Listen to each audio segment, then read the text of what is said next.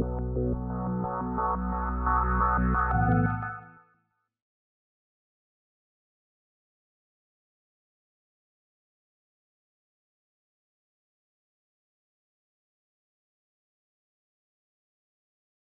pars confiante parce que, bien sûr, il faut compter sur sa famille politique, c'est-à-dire le RHDP sur laquelle nous comptons, mais nous comptons également sur toute la population de Cocody. Alors nous sommes tous les trois, tous les quatre, prêts à aller faire une offre différente aux populations, à faire tomber les armures qui nous alourdissent, nous rendent plus fluides, plus légers, pour être encore plus au contact avec elles, pour être plus au taquet. C'est ce pacte de confiance que depuis 5 ans, Cocody et moi avons lié. Et vous l'avez entendu tout à l'heure pendant les meetings, je crois qu'ils en sont satisfaits. Je ne ferai pas de la publicité, n'est-ce pas, aux autres candidats. Ce que je dirais simplement, c'est que la machine du RDR et du PDCI sont avec nous et nous accompagnent.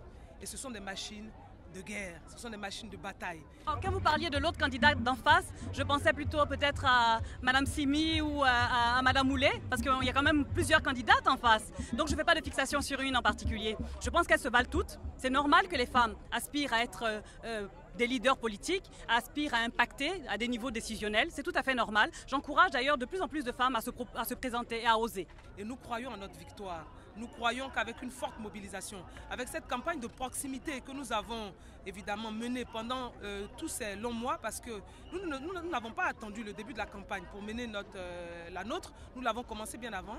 Et moi je voudrais dire qu'on place, en tout cas pour nous, on place notre campagne sous le signe d'abord de la proximité, de la cohésion, de l'union, de la fraternité, de la discipline et du vivre ensemble. Je suis rodée aux joutes électorales. Et puis surtout parce qu'à Cocody, nous avons quand même des électeurs qui sont matures, nous avons des électeurs qui sont conscients. Nous avons moins de difficultés peut-être parce que nous sommes dans une zone urbaine. Mais toutefois, je pense que même dans le hameau le plus reculé de Côte d'Ivoire, il y a eu cet éveil. Tout le monde se rend compte qu'il est temps d'arrêter la politique politicienne, que cela ne règle pas les problèmes, au contraire, ça les démultiplie. Alors nous sommes sereins, vous l'avez entendu, Malik le disait tout à l'heure, nous n'avons pas peur. Et au contraire, nous invitons tout le monde à nous rejoindre. Si vous connaissiez Cocody comme nous, vous saurez qu'ici c'est Cocody, ça veut tout dire. Non, ne les crains pas.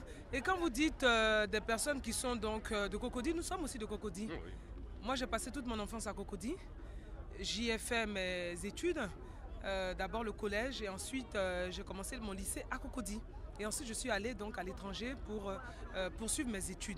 Donc, nous sommes tous des enfants de Cocody. Nous avons tous la légitimité pour nous présenter ici à Cocody. Cocody n'est la chasse gardée de personne. Je dis bien personne. Nous ne craignons personne et nous allons aller à la bataille et nous allons l'emporter. Et le 18 décembre, je vous invite à venir avec nous. Nous allons fêter.